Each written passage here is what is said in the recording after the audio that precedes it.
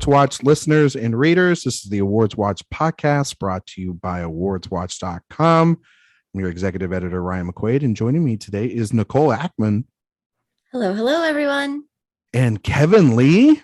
Hey! And that's it. It's just the three of us here today. We were going to have Sophia, but she had some bad internet problems. So sorry, Sophia. She was really bummed, but she said she'll be back next week. Eric is out of town. He went on safari. I don't know. He's at a barbecue and he would feel like he would get stuck on a safari, to be fair. Like, I feel like Eric would go on a safari. It tracks. Yeah, it tracks. It tracks. But he will not be here this week nor next week. So we get to basically hold down the fort. It's Josh Parham's birthday on today of recording. So happy birthday, Josh. Happy birthday.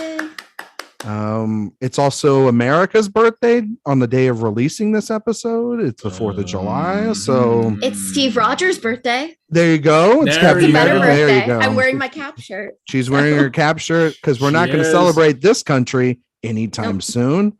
Dan's gone. Tyler's working. We'll have them all back within the next couple of weeks, especially because we'll have an episode coming out soon where Tyler, Eric, and myself will be doing our Emmy predictions because those are right around the corner, those nominations and everything. So coming soon to a podcast and a website that you love very, very soon. So today on the docket, we are going to be talking about our top 5 most anticipated films left this year. We're going to do some listener questions. We'll play a little cinephile showdown, maybe if we have some time left. But I wanted to talk about this just real quick because this is a movie that Nicole and I have seen, and it's going to get lost probably in the shuffle within the next 2 weeks because there's this Thor movie coming out and this Jordan Peele movie coming out. And Sophia had seen it too, and she's actually got the review coming out and an interview with Leslie Manville for Mrs. Harris Goes to Paris. And Nicole, I just want to get like your first like a 30-second recommendation for this film real quick, because I saw it this weekend, and the kind of people at Focus Features were able to give us screeners, and I thought it was really charming, really great, just like the most warm kind of blanket film you need right now, given everything that's going on. Manville's great, Lambert Wilson, Isabelle Huppert, my God, and of course the gowns, all the gowns. So what do you think of the film? Yeah, not trying to say that, but you know what I mean. But what did you think about it, Nicole? Well, earlier in talking to the two of you, I described it as sort of Paddington. If you cross Paddington and Phantom Thread, you would get Mrs. Harris Goes to Paris, because it is the most charming, most British story about a woman who is a cleaner in London in the 1950s and a war widow, and decides one day that what she wants, what will bring her joy, is a Dior gown. And so she goes to Paris to get this gown. And it's really, though, a story of the ways in which her and her warm heart and her sort of very down to earthness touch other people's lives and improve everyone around her lives, and how through this dress she's able to open up to the idea of love again and relationships, and how, it's one of those things where the dress means so much more than just a dress, but at the same time, these costumes are absolutely gorgeous. The whole design of the film is amazing. And it's one of those British movies with an incredible cast and a really warm atmosphere. Jason Isaacs doing incredible accent work.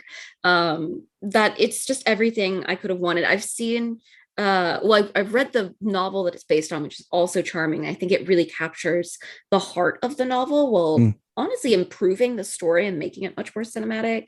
I also saw a musical that was based on it a few years ago, which was absolutely gorgeous as well.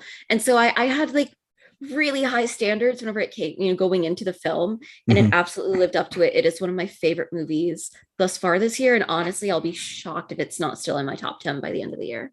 Wow. So, I didn't. Yeah. That's high praise. Yeah. I really enjoyed it too. I thought it was just a very, very sweet little film. And I agree with you. The idea of her really just giving it all just because she wants to follow her dreams. I think right now it's such a, with all the bad news that we've been getting over the last couple of weeks and just feeling like a gut punch after gut punch after gut punch. It's just nice to have like a movie to escape with, you know what I mean? Because like, and it's nice to see people be nice to each other. Absolutely. I mean, like for Mrs. Harris, it's a dress. For me, it's the Barnes and Noble Criterion sale. You know what I mean? It's me walking in there and just like the pick of the litter. You know what I mean? Like whatever brings you happiness in this world, because life's too short. Literally reminded me of, I remember when I was like 10 years old, I saved up my money and I went to Toys R Us and I bought myself this like Victorian looking dollhouse, and it was like my pride and joy. And literally watching this woman get this dress brought back those feelings of like being 10 years old and like getting the thing that you've had your heart set on for like a year. It's such a lovely film, and I really want for people to go see it. And I think, you know, they filmed I think in Budapest mostly, somewhere in Europe, and it's absolutely gorgeous and the costumes are gorgeous. So if you can go see it on a big screen, definitely try to do that. Yes. I mean, obviously the reason why we're talking about it now is because there's going to be some Thors, and there's going to be some, you know, some Nopes, and there's going to be, you know, more people trying to go see dinosaurs or Minions. People going to Elvis. People going to Elvis, or people still going to Top Gun Maverick, you know, to be fair. And so it's nice to know that all those big things are out there, but there's something here too for, you know, for all audiences. Short. Yeah. It's short. You could watch this and then go watch one of those films. Exactly. Thor is also only 2 hours. Genuinely have considered going to see both this and Thor again in the same night. Oh yeah. Yeah. And we'll talk about Thor next week when it comes out and when everybody's had a chance to see it, because but I've seen it and I think you both have seen it, right? Like no, Kevin, you haven't seen Thor yet, right? No, I could have, but I was on set. There you go. I am feeling very blessed in that, like, seeing Thor and Mrs. Harris Goes to Paris close together, I was like, God, I love cinema. These are the two exact things that I want to be seeing. Like, I loved Thor, but I also am just a huge Taika Waititi fan. So, like, surprise, I loved Thor. And it truly was, I feel like this and Mrs. Harris Goes to Paris are like the two sides of what I want from film. Yeah, no, for sure. I can't go in depthly into Thor. I'll have a review for it written up later this week on the website. But I did like it. A lot. It's a lot of fun, and I hope people go out and check it out. And I've been really digging more of this, the MCU sort of just having not everything try to tie or connect to one another and just kind of do their own thing and not try to make another Infinity War, even though that is going to happen on the horizon. We just know it's going to happen. But right now it just feels like individual stories and, you know, stuff like that. That's where their jam is. But I'll also have more. Yeah. 2 words: Christian Bale. Bale. Yes. Boom. Yes. I agree. Isn't it? And it's like, wasn't it his birthday recently or something like that too? So it's something. Yeah. Yeah. So it was his. I know it was Tom Cruise's birthday recently, and we got like Margot Robbie's birthday. Yeah, it was everybody's birthday this week. It wasn't just Josh, but Josh is the most important person, obviously. Clearly. Everybody else can just take a back seat. But yes, I don't know if you guys have done it yet, and I mentioned it already, but the Criterion Collection sale is going on right now over at Barnes & Noble. I spent an ungodly amount of money already. Both of you are like, nope, not going to happen. No, I just went on vacation to New York. I can't afford. No, you know you will. I can barely afford. I'm not falling for this shit again. Come on, Kevin. You know, falling for it. I mean, you don't want to go to Barnes & Noble and drive my car for 50% off on board? No, I do not. No. Or Raging Bull on 4K? No, I own way too many Criterion movies. I own way too many of them. And like, if people knew how many Criterion movies I own but have not actually seen, like, I would lose my own I've told license. Myself I'm not allowed to buy any more until I watch the ones that I have that I haven't seen. And it's only like 6 or 7, I think, but one of them is that like old Russian War and Peace. That's like ungodly long. It's like 9 hours long. Yeah, so like that counts as several. That counts like a mini series. Is what you're saying? Exactly. Yeah. No, I get you. I spent a lot of money. Also, if I wait for the next Criterion sale, I can buy them my parents' credit card and then hand them over and be like, wrap these for me for Christmas. That's true. November is always the best part of that too. No, I had a ton of gift cards that I saved from the holidays and my birthday and stuff like that. So I was like, seems like a good excuse to go spend these. Yeah, you can justify this ungodly $200 purchase. You know what I mean? So, but we're not here to talk about Criterion anymore. We're here to talk about our top 5 most anticipated films left this year. We are technically at the halfway point. We talked about our best of the year a couple of weeks ago. Everybody's been kind of talking about their best of the year. I mean, obviously, with the second half of this year, that usually means what we here at AwardsWatch are known for, which are the big Oscar contenders and the fall film festivals. And that's when, Eric and I will be going to Telluride, which sort of kicks it off with Venice. And then, Nicole's going to be going to festivals. Dan's going to be going to festivals. Kevin's going to be at festivals. Sophia will be at festivals. Josh will be at festivals. Everybody's going to be at a festival. You get a festival. You get a festival. You get a festival. Look under your seat. Yeah, look under your seat. There's a plane ticket and a writing assignment for you to do right now. So there might be some films there that have been covered within like Eric's Best Picture pieces, which are up on the website. There might be some films that we've already talked about already this year that we're still anticipating. There might be some new films that we have yet to talk about, but it's going to be great to see like where we're at now, because we have had half a year's worth of cinema and I've seen like 100 films. And I'm not to say that like, I don't think that we've had some great films already out this year, but I will say that I'm counting on the back half of this year to kind of pick it up a little bit, because I feel like every year's like that. Every year's a little bit like that, but it feels a little, we're missing the substance yet to come. And that's got to be, coming because of Cannes and everything that was already premiered and then film festivals and stuff. So we're going to run down our 5. Basically what we're going to do is we're going to do our list, but if we have a film that somebody else is covering, them, we will talk about that all at once rather than, kind of repeat ourselves. So we'll go Nicole, then Kevin, then myself. So Nicole, and kick it off with you. You didn't have like any criteria or anything for this. You just were picking the films you wanted to see the most left this year, right? Yeah. And I will say 2 of my most anticipated films of the year I saw just recently, which were Mrs. Harris Goes to Paris and Thor. So I'm feeling like very much now on the up and up about film this year again. Because like you said, we're sort of in a slower section. There've been some nice surprises this year thus far, but obviously I'm very much looking forward to Glass Onion. I am a huge Rian Johnson fan and I loved Knives Out. It's one of my favorite movies of all time. And I'm really excited to see how they're going to continue that story. I am keeping my fingers crossed for a theatrical release. We'll see. But I'm really excited. My whole family are like huge Knives Out fans. So we're going to have a very good time with that one. I think they're still doing a theatrical release. Like they're putting it in theaters for like a month and a half or something. I think it's like 45 days is the goal. Yeah.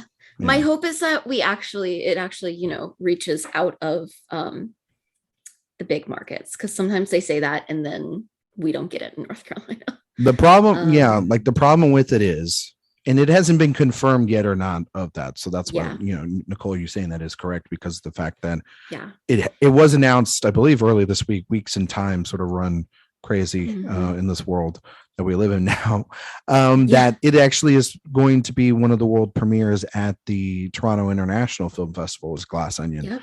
And so that bodes well for it too, and playing on big screen and playing audiences there at these film festivals and these premieres. I hope that it does get a theatrical run, because of the fact that Netflix desperately needs a winner. That first movie made a ton of cash. And who doesn't want to be back with Kentucky Fried, Benoit Blanc, and Rian Johnson, who's one of the best writers and directors that we have working today, period. So I love the pick as like a number 5 for you, because it's like in my honorable mentions, I'll say. I'm looking forward to it too, but there's some other films that I think are a little higher, but I'm dying to see it too. I pray to God I'm not watching that on a Netflix screener. Not that I don't want to see it. Like I want to watch it with an audience in the theater, like you were saying, Nicole, with Knives Out. That was a great experience. So Kevin, did you have Knives Out on your, Knives Out, did you have Glass Onion on your top 5? Yeah, it was my number 4. Oh, okay. So kind of the same thing there in terms with Nicole, why you're anticipating it? Yeah, pretty much. I mean, I'm perfectly okay if Daniel Craig can like live the rest of his life doing nothing but Knives Out movies. Yeah. I think he is so good in that role. He is so comfortable in it. You can clearly tell he's having so much fun.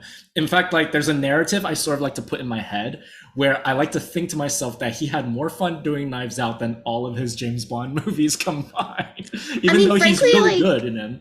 This is the franchise that I want.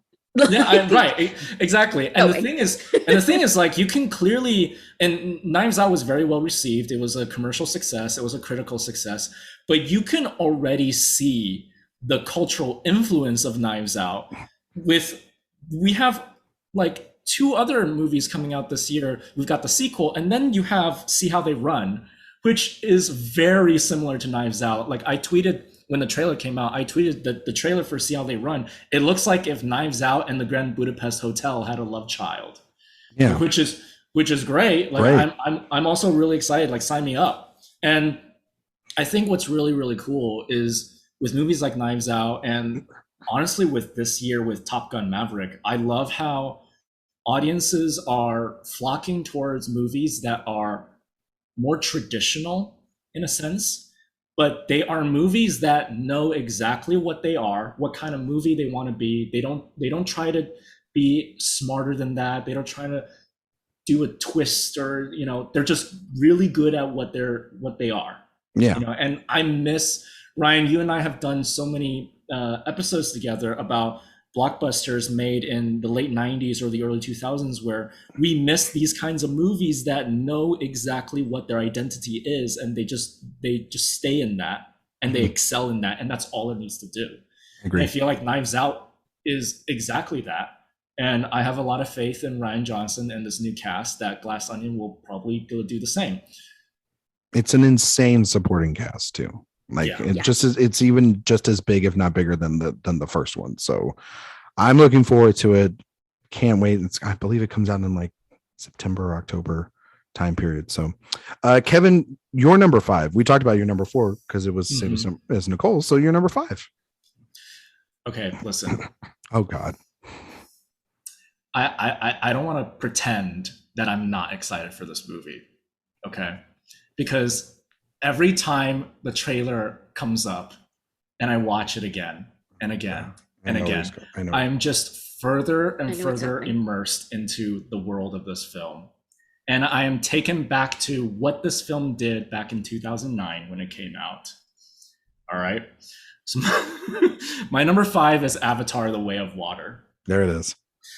I'm not shocked. Look, I'm excited for it because I miss movies that transport you to a different world and they tell a simple, straightforward, epic story. I don't really care if it's familiar or cliche, like just tell it well and show me something that I've never seen before, something that sparks my imagination. I felt like the first Avatar did that for me, and having seen Avatar again, specifically the extended cut about a month ago, I still think many elements of that film hold up. That it makes me very curious what James Cameron's going to do with this sequel, because there's many things that he can't do the same movie again, because this is no longer a brand new original IP. So this is his chance to really expand on the world that he first created back in 2009. And like this is like, the world is his oyster. Like he could do whatever he wants. There's no comic book that he has to follow. There's no fan base that he has to, appeal to. Like this is completely his thing. So that in and of itself makes me very interested. Where is this going to go? And I'm not expecting it to be that sophisticated either, because, James Cameron doesn't have a history of making sophisticated films. He just does simple, straightforward action movies. Say that again. No, James Cameron doesn't do. No, he's not Chris Nolan.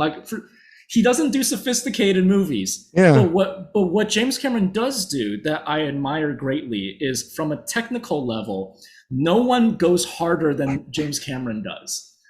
He would do action set pieces. He would build sets. He would build locations. He would put together shots and choreography and sequences that really blur the line between what was actually photographed on set and what was computer generated. And you're like, wait, how did they do that? He's gonna have real water. Yeah.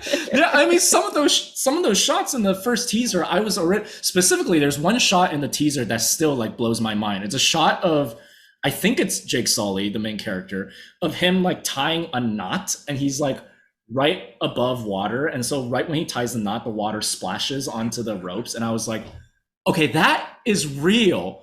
But no, it can't be, because the hands are that blue, so it can't be a person's hands with makeup on it, because water stains makeup differently from actual skin. So how do they do that?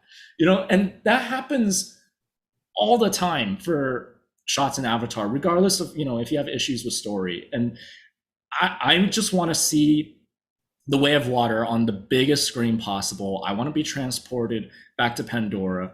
It's been so long, and it's so interesting how the first Avatar is a film that people talk about, oh, it's not really a cultural, influential film, and I agree. And yet, after this teaser has come out, you can start feeling people's hype for it again. And I'm feeling my own hype for it again. And so it's my number 5. Nicole, did you have this on your list? Because I am really excited for it, partially just because my little sister loves the first Avatar movie, and she obviously didn't get to see it in theaters because she was too young. So this will be her first time sort of getting to see that world in the actual theater, and I'm really excited to experience that with her. Yeah, I don't.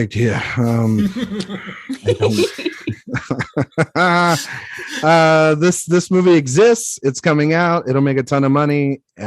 Based off the news that came out this week of a certain casting decision, I'm gonna firmly just stake it now that if you guys think that this is going to be like a best picture sort of a repeat of nominee of like the last one, doubt it.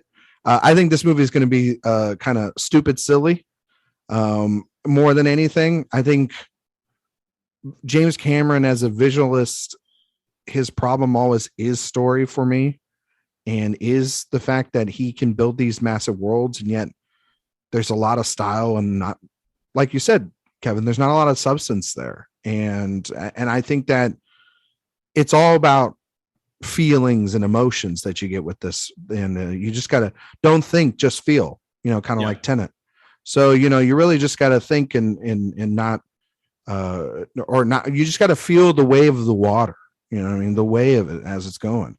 And I think this movie is just gonna be I think people are gonna be really shocked at what they get with this thing, for good and for bad. And we shall see what it's going to be. I also think this too is, as much as there is hype for people wanting to see it, there is curiosity to see, like, is this going to be bad? I think that there is that online as well. People have made fun of, like you said, Kevin, they have made fun of Avatar for like 10 years. I mean, there is an SNL skit about the damn font of the movie, right? So it'll be interesting to see how it plays out. I mean, obviously it's got most of the cast returning in one way or another. And then you have Kate Winslet, who is reuniting with Cameron since her first time was with Titanic. So that comes out around Christmas time. I think that's again a very smart move, because it's going to make a crap ton of money. It's just so funny to me how, like, because we've been like making fun of Avatar for 10 years plus. And then this teaser drops and it's like, oh yeah, like, you remember how this film actually like took your breath away and blew your mind and took you to a completely different world, right? And suddenly people are getting excited again. So it's just it's really weird funny to me. It's a weird property, but it's weird. Yeah, it is weird how the cultural aspect of Avatar is about making fun of it, and then the sequel is finally out.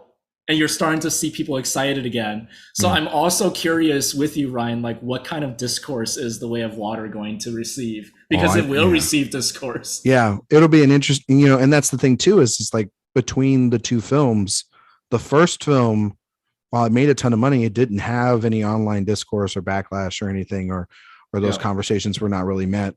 But I can feel them coming on now. You know what I mean? So, it'll be a very interesting time. We will talk about that in December for sure. Yeah. Speaking of a film that we'll probably talk about in November, December, is my number 5 is Killers of the Flower Moon.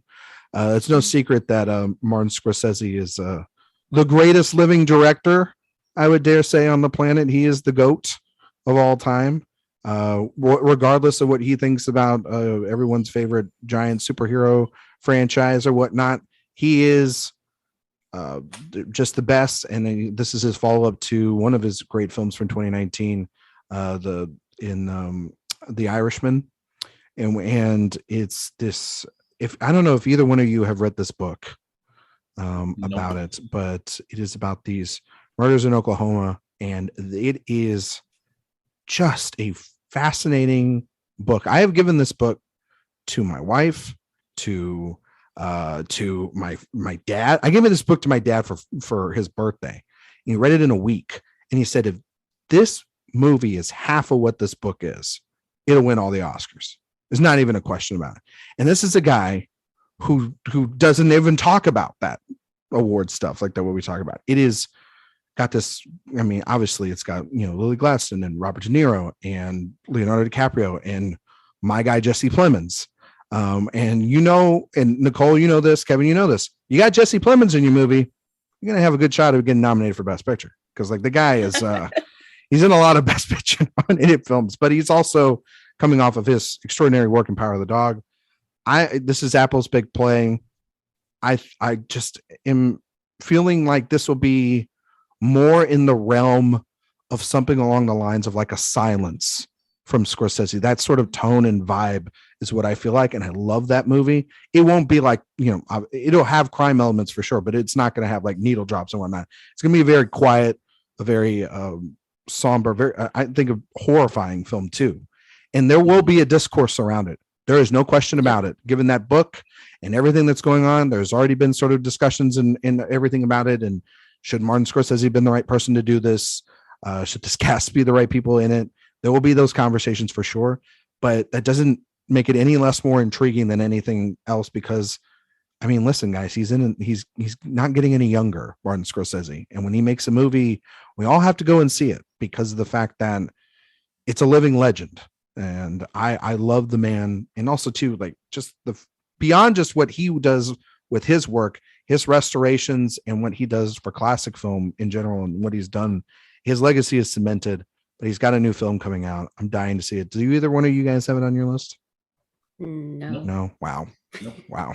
No, I am looking forward to it though. Yeah. Especially to see Brendan Fraser. That too, Brendan Fraser. Yeah. It is a little bit strange for me personally to see another new film by Martin Scorsese coming out, because seriously, The Irishman feels like that movie felt like his final movie. Like he doesn't need to say anything else, right? It felt like Martin Scorsese's final movie. It felt like Robert De Niro's final movie. It felt like everyone's final movie. And so to see another one coming out, it's like, oh, weird. I know, but for sure. Of course he is. Truly, like I thought you were done. Yeah. Like, I thought it was. I sat through that long of a movie and it wasn't the finale. Oh no! Hey, if people sat through all those hours of Stranger Things this past weekend, they can sit through The Irishman. That's what I'm saying. So you know what I mean. There's like 75 hours of Stranger Things. There's only 3 hours of The Irishman. The Irishman is so it's good. Built to be broken up. Well, yeah, everyone but yelled at me when I watched The Irishman in parts. Well, I will. Yes, you shouldn't do that. I mean, like Nicole, what were you going to watch? Like, were you going to watch? Like, if you were around at the time, would you have broken up if you had the option of Lawrence of Arabia or? I have watched Lawrence of Arabia in parts before. God damn it! All right. Well, it has an intermission. That is fair. Exactly. So it already does have that. Intermission. But like did you watch The Irishman at home or did you watch it in theater? I watched it at home. We didn't have it in theaters here. Well, yeah, that's right. We didn't have it for long. Right, you can't watch it in parts in the theater. Well, you could. You could just be like, "Bye, I'll see you next week." Honestly, if I had been in a theater, I might have left. God damn it, Nicole! Yeah. I fell asleep. Wasn't like Little Women like 2.5 hours and like The Irishman's like 3? So it's Little Women's so much better.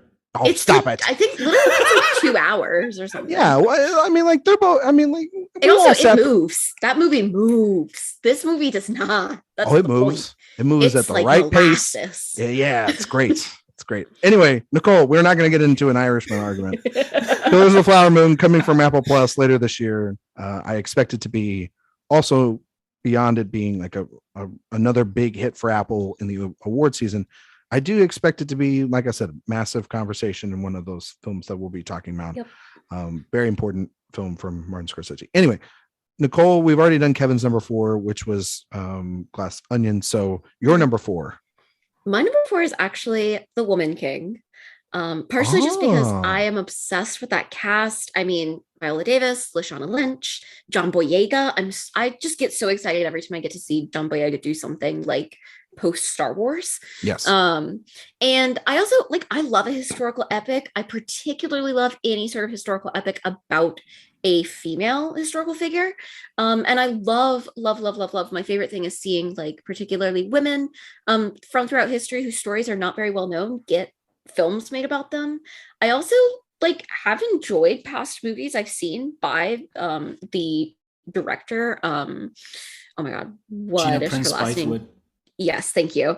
Gina Prince Bythewood. So I'm really looking forward to it. It's, I'm not expecting it to be like a big awards play per se or anything, but I think it could be, depending on how it turns out. Yeah. I don't know if it'll be anything other than like an acting play, really, maybe costumes. But I'm really excited for it. It's I think now that Mrs. Harris is out, it's really up there with the period dramas that I'm looking forward to most this year. Yeah, I think what's so interesting about that film is I know Viola Davis has been working ferociously to get that movie made. She is a producer and it's one of the first films with her production company. And just there's I think there's a trailer already out for it, or at least a small mini sort of trailer for it. And then there's been those stills, and it just looks, I think, like costume designs and everything and makeup, it could be a player there, and Viola Davis, I mean, you can never count around. Yeah, you're right. That cast, it could be a sneaky little candidate in there, within award season. But beyond that, it just looks like a really fascinating story that we've never heard before. Like that's what I love. If we're going to see biopics, if we're going to see these types of stories being made, rather it be stories I've never heard of before, something fresh, something different. And so, yeah, I'm looking forward to it. Kevin, it's not on my 5, it's in my honorable mentions, but Kevin, is it in your 5? No, it's not. But I agree with what you said. Like when it comes to based on true story movies, it's the ones where we all know what happened that feels like the most generic ones, I saw the trailer to Ron Howard's 13 Lives. Oh my God. The Thai boys being rescued. And it's like, I get it, but I'd rather watch a documentary about that since it just happened. We all know what happened. Well, no, there is a documentary. It's called The Rescue. It came out last year. Yeah, I know. Yeah, exactly. So I agree with what you said, that if I'm watching a true story movie, I'd rather watch a true story at a part of world history that I'm just not familiar with at all. Yeah, no, for sure. For sure. For my number 4, it's I'm going with Tar from Todd Field.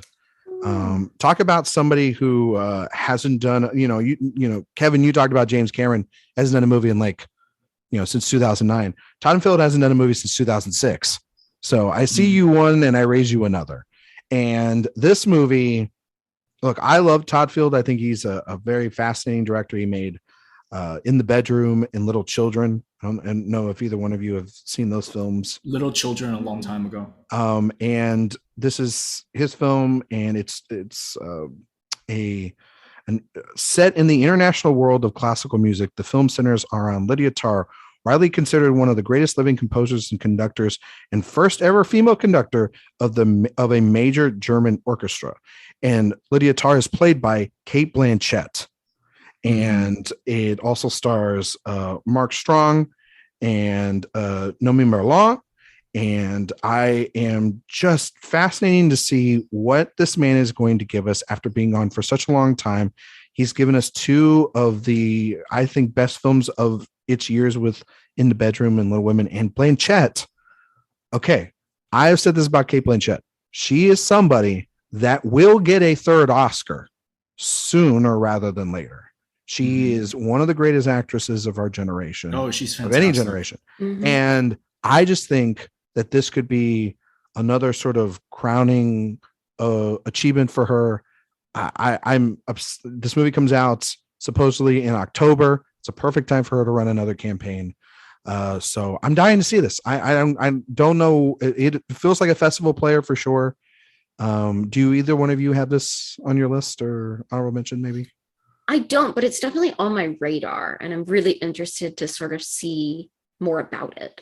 Yes, I'm like dying to see how it looks, because I could just feel it just being like an extremely elegant looking movie for sure, and everything. But we're in our top threes now. So Nicole, your number 3 most anticipated film of this year. It actually got mentioned earlier. My number 3 is See How They Run. There we go. I mean, listen, this film is everything I could ever ask for. I love a murder mystery. It's set like in the London theater world, which is my favorite thing on earth. Yep. And it's starring my girl, Saoirse Ronan. Like, truly, I love when people make a film for me. If y'all didn't know, I apparently control Hollywood. That's how this film is made. I'm like, the Glass Onion and this in 1 year? Oh my God. Yeah, like, truly. And right after I got another Brana murder mystery too. Like, I am truly being spoiled. So I eating can't so wait for well. this. I am. And I think like this cast looks amazing. I think it looks like it's going to be super fun, super up my alley. I've been like following every tiny little detail about the filming that I could find, and pictures from set and everything for so many months now. And I can't wait. Like, I'm so thrilled that we finally have a trailer. Which it came out this week, and it was fantastic. I'm really, really excited. I definitely could see this being in my like top 5 of the year. Yeah. It just, like, Kevin, you described it perfectly. If it's not, they did something wrong. Yeah. You described it perfectly, Kevin. Like, Knives Out meets Wes Anderson, Grand Budapest Hotel vibes. I mean, Rockwell, and just from the trailer alone, Rockwell and Ronan look like they are having the time of their life. They look so good together. Ronan's having so much fun. And, Rockwell, say what you want about like some of the choices he's made as an actor over the last couple of years and what people, divisive characters or whatnot. He is one of the best actors we have working today, like, period. Like, I will say my best friend just saw him in American Buffalo on Broadway, and said that like it was one of the best things she's ever witnessed. Like, he is so talented. So I'm excited to see him do something like this. Yeah. I'll leave it there. Kevin, your number 3. So my number 3 is an animated film. I know where he's going. I'm going to go with Makoto Shinkai's Suzume Locking Up the Doors. This is his newest upcoming film from the director who gave us Your Name, Weathering with You, 5 centimeters per second. And this is a story supposedly of a 17-year-old girl who lives in a village, and there's these magical doors that start appearing that are like portals to other parts of the world. And that's kind of all I know about it, because I don't want to know anything else about it. I don't want to know anything else either. Don't find out anything else, and don't send it to me. That's all I want to know. Yeah, exactly. And then there's like a 90-second teaser of some images of the film, and it just it looks stunning and gorgeous. It is exactly what you would hope from a Makoto Shinkai. It's exactly what you expect from him too. And so that's all you need to know. And Your Name was my favorite film that year. It's Weathering with You was top 10 of that year for me as well. And so like I just can't wait to see what he has in store this time. I think from that description, it sounds almost like his take on like something like Spirited Away, or even like, Totoro in some ways too, of a different, a little girl in a village, and these magical things start happening to her. I think that he has been someone that has been sort of tapped on the shoulder as being this generation or the next coming of Miyazaki, who is the master of it and everything. And I agree with you, Kevin. I love Your Name. I think that's one of the best animated films of the last 20 years. And Weathering with You, I was a little more mixed on it, and I know you really like that film a lot. But anything he delivers is something truly to not be missed. And yeah, there's something about his messaging in his films that really speak to me. Yeah, and I think not just how he tells his message. I think the kind of message he tells his viewers is just something that I don't think we see enough of. And when it comes to animated films, usually almost every animated film has something they want to say, right? They have a message, they have a moral for the children and also for the adults. And usually the ones I champion the most are the ones where the messaging is very unlike what you would normally hear. Like for example, like the most typical message kids movies would use is always the be yourself kind of thing, right? Which is why when a movie like Nightmare Before Christmas at the time came out, that movie straight up says, sometimes you're just not good at what the thing you want to do, and like, thank you, like that kind of message is like, people should hear that. Mm-hmm. But you just don't get to hear that kind of message often, especially in a kids movie and an animated movie. And I think the kind of stuff that Shinkai talks about in his films, I think they are all worthy of discussion, and it's just not enough people see his films. I know Your Name is very, very popular, but Your Name is very simple. It's like a star-crossed, two people find this connection with each other, and they have this sense of longing that they cannot explain. It's a pretty simple movie. Mm-hmm. Weathering with You has much more substance to it, and I love talking about what that movie is trying to tell its audience. Unfortunately, that movie felt to me more like a movie that nowhere near as many people saw. Yeah. And so I want to see where he goes next with Suzume Locking Up the Doors. I cannot wait to see, like, what does he want to give me? What does he want to tell me? Mm-hmm. And yeah. Yeah, no, for sure. I'm right there with you. And I think that this year the animated films have been a little less to be desired for myself. And mm-hmm. like I like Lightyear more than like something like Turning Red, even though I respect Turning Red a lot. And yet I'm wondering if like this also could be his breakthrough to kind mm-hmm. of like Miyazaki did with Spirited Away, and that's something where he could get celebrated. And also too, there's not enough animated films I think within the year that have like really great quality and substance to it. And whenever he does something, it is an event, that's for sure. So I'm looking forward to that as well. It's an honorable mention for me. As for myself, my number 3 is a film that I'm sure if you are a person that's been on the website and been seeing maybe some of our Oscar predictions and stuff, that or not even just ours, other people in generals too, but that Sarah Polley's film Women Talking is high on a lot of people's list, and it is high up there for me. It's a very harsh and dark subject matter. It's about a group of women in an isolated religious colony as they struggle to rekindle their faith with a string of sexual assaults that are committed by the colony's men. This film, though, is directed by Polley, and it's been a long time since we've had a Sarah Polley film. Obviously she was an actress for many years, but she had the great documentary Stories We Tell back in 2012, right. Take This Waltz back in 2011, as well as in 2006, Away From Her with the wonderful Julie Christie. But this film she wrote, based off the novel of the same name, and it of course stars Jessie Buckley, Frances McDormand, Rooney Mara, Ben Whishaw, Claire Foy. It's an insane lineup of people here. Yeah, it's a very good cast. Also, too, it is Frances McDormand producing this alongside with Brad Pitt and Plan B. Okay. We all know that this will have the goods behind it. The last time Frances McDormand produced something was obviously Nomadland, and that won Best Picture. Obviously, Brad Pitt and Plan B, they produced a lot of Barry Jenkins' stuff. They produced 12 Years a Slave with one Best Picture as well. So I think that given everything that's going on right now in the country, and especially the news that's happened with the Supreme Court over the last couple of weeks, I think this could be one of the most important films, along with She Said, which is the Carey Mulligan Zoe Kazan film that's coming out later this year. But I think this one in particular, because Polly has such a beautiful and tender elegance to her direction. Right.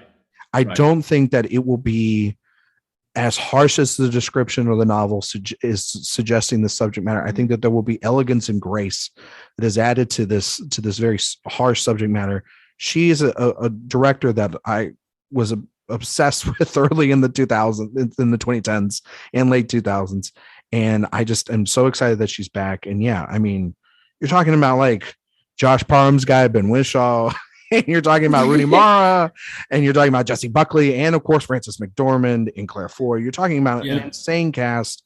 It's been on my radar since the beginning of the year, but the more and more I just as the year's gone on, I'm like, that's going to be the one. I think that's one of those films where I think it'll be at all the festivals for sure, but I think that it's going to be one that we'll all be talking about as the year goes on. Do you guys have that in your top 5? No, it's in my honorable mentions though. Okay. Kevin, it's just outside of my. Yeah, I do not, but I agree with what you said, Ryan. Like I think, strangely, I think this film is going to be in a similar way as 12 Years a Slave, where it's not going to hold back on the harsh cruelty and brutality part of it, but there's a difference between content and form, right? The content of 12 Years a Slave is very brutal and devastating, but the form, the way it's told with it's filmed and directed with beauty to it. Like Steve McQueen has that sensibility, right? Yeah. I feel like Sarah Polley is going to bring that similar kind of empathetic lens and that warmth to a film whose brutality it's going to speak for itself. The content is going to speak for itself. Yeah. The telling of it is going to make the film, widely talked about and brilliant. It's going to be those kinds of awards player where we talk about the content of it, but we also talk about the form, how well it was put together and delivered. Yeah. And I mean, it beyond just an awards level, because I know that we're awards podcast or whatnot, just from a film standpoint. Yeah, it's just sounds like the kind of film that's just like right up my alley in terms of, just like you said, Kevin, empathy and a movie of the time. And we need, like, we can have our Thors and our Mrs. Harrises and everything that are great, fun little films. But then there's also those movies too that I think that are important to be made. And let's talk about too, which are these really just harsh yet beautiful yet empathetic, like you said, Kevin. These movies that I think that could resonate and speak to, and hopefully continue a dialogue that needs to be talked about in this country about what is going on. And I can't wait to see it when it comes out. Yeah. Nicole, you're number 2. We're getting down to our top 2. Okay. Nicole, you're number 2. My number 2. I was putting this list together. I was like, am I willing to admit this? By the way, Nicole, it's After Sun. Oh, it's After Sun. Oh, wow. Really? For pure reasons of I will literally follow Paul Mescal anywhere. That's it. No, but I also I love to see works by female directors. I'm really excited about this one after seeing reactions to it. To people who've seen it. So I'm really looking forward to it. And I also am just really looking forward to seeing Paul do something a little bit outside of what I've seen him do thus far, I think. So I can't wait for it. I'm looking forward to it. I mean, Paul Mescal plays a hot dad. What else do you literally want? it's like catnip for me. Yeah. It is designed for, once again, Hollywood is the world is making films for Nicole Ackman, and they know exactly. They really are. No, what I was going to say before, it's like, I love your list, Nicole, that we had 3 to 5, because they are the polar opposites of mine, where mine's are all these harsh dramas and really intense, and then you're just like, I want some fun, and then you threw in this film and number 2, so it just kind of totally, and your reasons behind it's just like, Look, Paul Mescal looks really good, guys. I don't know about you, but also too, like he's garnered a lot of praise for it out of Cannes, and it was one of the more highly reviewed and recognized films. And hopefully, it can be more than like because he didn't win Best Actor or anything, but he was in the running for it there. But hopefully, it can kind of turn into maybe a little bit of a campaign if it's given to the right. Company. After watching Normal People, I really do think that he's one of the most talented young actors working today. It hurts me that he's younger than I am, but and I'm really, really excited to see him sort of start to get more taken seriously as a film actor. And I feel like this could sort of be the thing that catapults him, even if not like actually getting nominated, but into sort of awards discussion. And I'm really excited to see sort of where this can help launch his career going forward. And also, like, I love to see my favorite actors working, you know, with female directors, and that's always a treat for me. So no, for sure. And also too, it will help him, just like from people not thinking he's just like just a one-hit wonder. He's more than just like his one performance. Exactly. You know what I mean? He's got range, baby. So no, that's a great pick. Kevin, your number 2. So my number 2 continues my trend of being excited for animated films. Uh-oh. My number 2 is Guillermo del Toro's Pinocchio. Wow. Nice. To me, he is a filmmaker who I haven't actually been putting his films in my top 10 of each year. Like, frankly, like the only one where I had his film in my top 10 was Pan's Labyrinth, which was my number 1 of 2006. And since then, he hasn't really made a film that has reached that level of heights, even though I enjoyed every single one that he's made after it. I liked Crimson Peak. I like Shape of Water very much. He directed his heart out in that. Pacific Rim is great. It's a lot of fun. And I did like most of Nightmare Alley. But for him to do something like Pinocchio, like that sparks my interest, because I think when I think back to why I love a movie like Pan's Labyrinth so much, I think Guillermo del Toro has a gift of balancing his dark, fantastical imagery with the purity and innocence of children. And so for him to touch on something like Pinocchio, I feel like that is right up his alley. And then for him to make this a stop motion animated film, that just tickles my funny bone right there, because we don't get enough stop motion animated films, which is to me a medium where I can watch any frame, any shot of a stop motion film and just be in awe of, oh my God, like how many months did it take for them to do that? You know, and if you do it right, every scene is going to feel extremely cathartic and satisfying to watch. And then there's the whole premise of the story. It's the story of Pinocchio, but then it takes place during the rise of fascism when Italy was under Mussolini's rule. So now I'm also sitting here and going, okay, so you're probably going to add some sort of looming political cloud that looms over this familiar children's fairy tale that we've grown to be so familiar with. And it just, to me, this just sounds like every ingredient that made his Pan's Labyrinth, his Devil's Backbone so great. And like, I'm not expecting this to be like his magnum opus, but I'm just excited for him to go back to this kind of small scale, simple story based on something that we're familiar with, but then tell it through this medium like stop motion animation. It makes me so excited. And then there's that 60-second teaser where you just get a little glimpse of what the film looks like with the title, and Jiminy Cricket is an actual cricket. Sign me up. I'm looking forward to it. You know what's crazy? It's like when I saw Nightmare Alley last year, I wasn't that big on it, and then I started like thinking about it, and I rewatched it, and I liked it a little bit more than I did the first time. And I think it was sort of like expectations, like, all right, Del Toro, show me what you got. And because I was ready to like it more than Shape of Water, because I'm not the biggest fan of Shape of Water. And so yeah, I'm looking forward to seeing it. It'll be off of Netflix. right? And Nicole, you didn't have it on your list, did you? No, I am really excited for it though, because my thing with Del Toro is even whenever I don't love the movie overall, I also don't love Shape of Water. Yeah, I was correct. mixed on Nightmare Alley. Yeah. But I always love what he's doing aesthetically. And also like Crimson Peak is in my like top 3 movies of all time.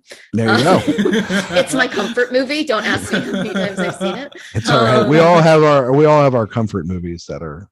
Yeah, that's what makes them comforting to us, I guess. Peak.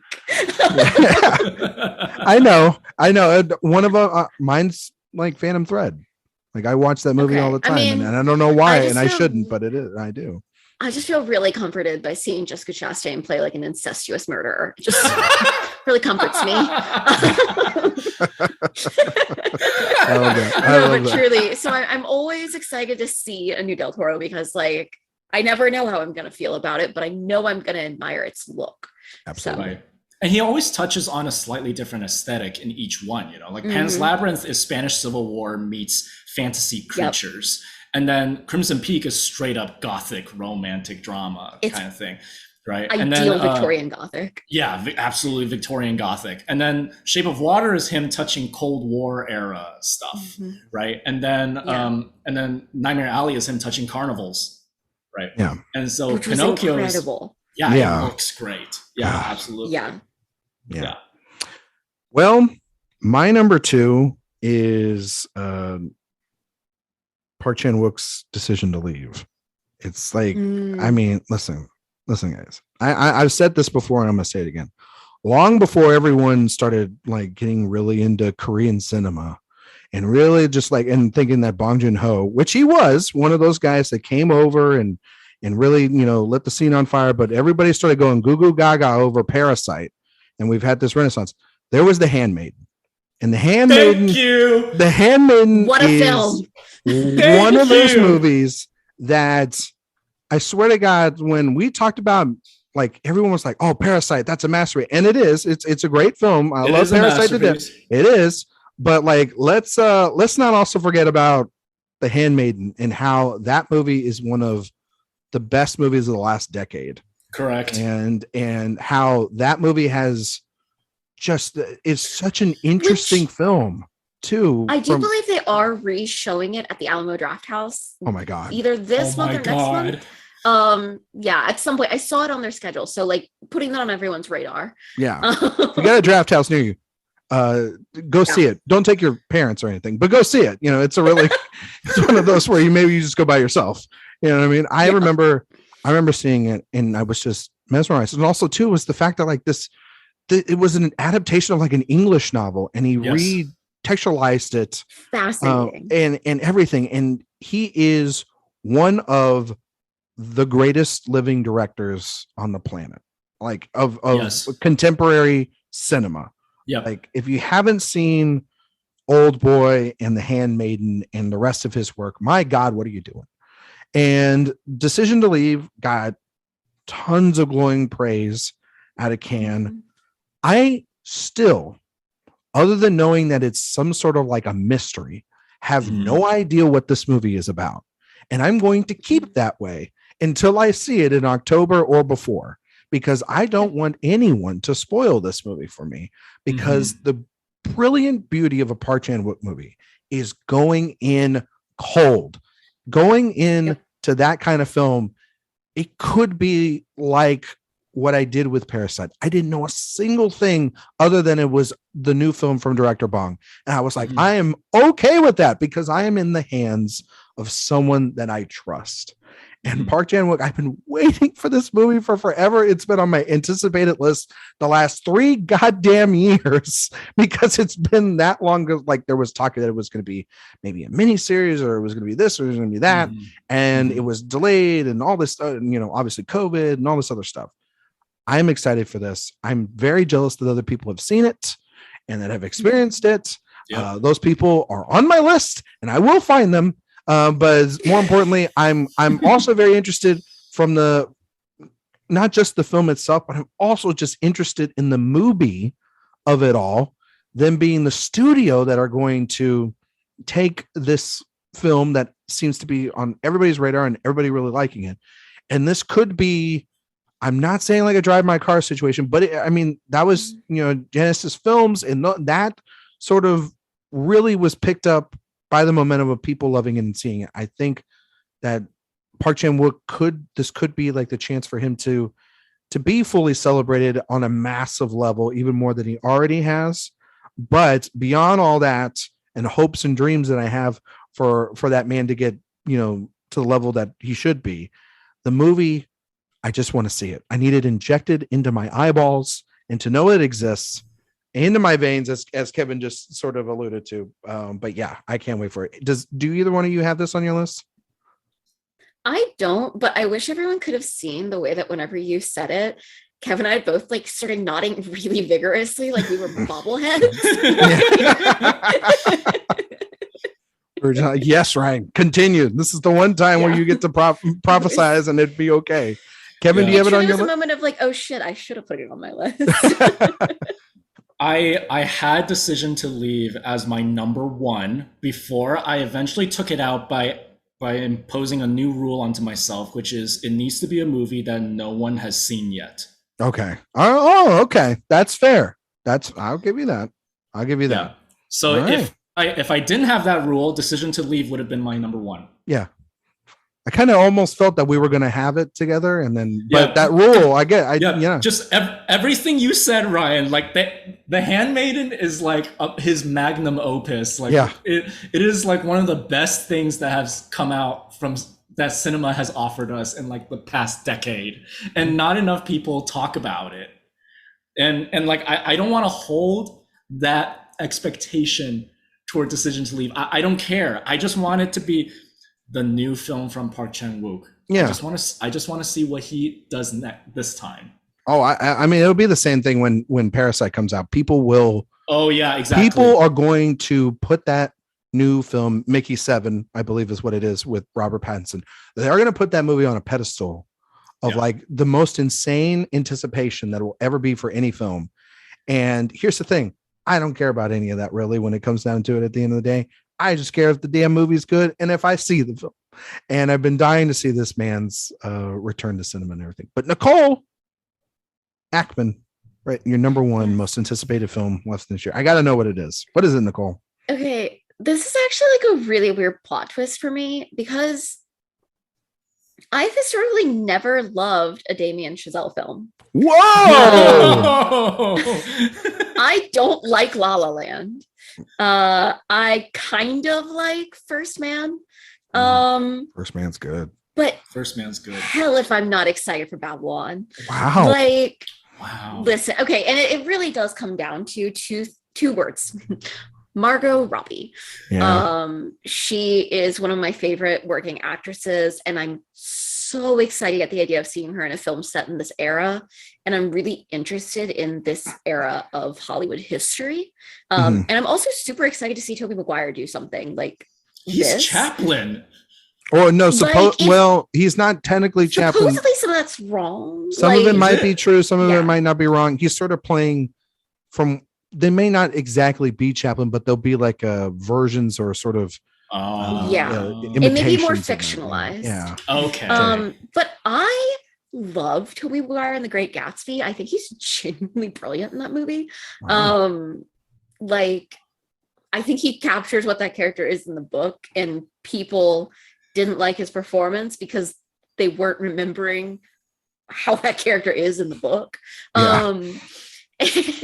Yeah. And I'm really excited to like see him get to do something big again, because I feel like it's been, I mean, obviously he was in, am I allowed to say that now? He was in the Spider-Man movie, but I'm excited. You're allowed to say that now? Oh my God. Listen, I don't want the spoiler police coming for me.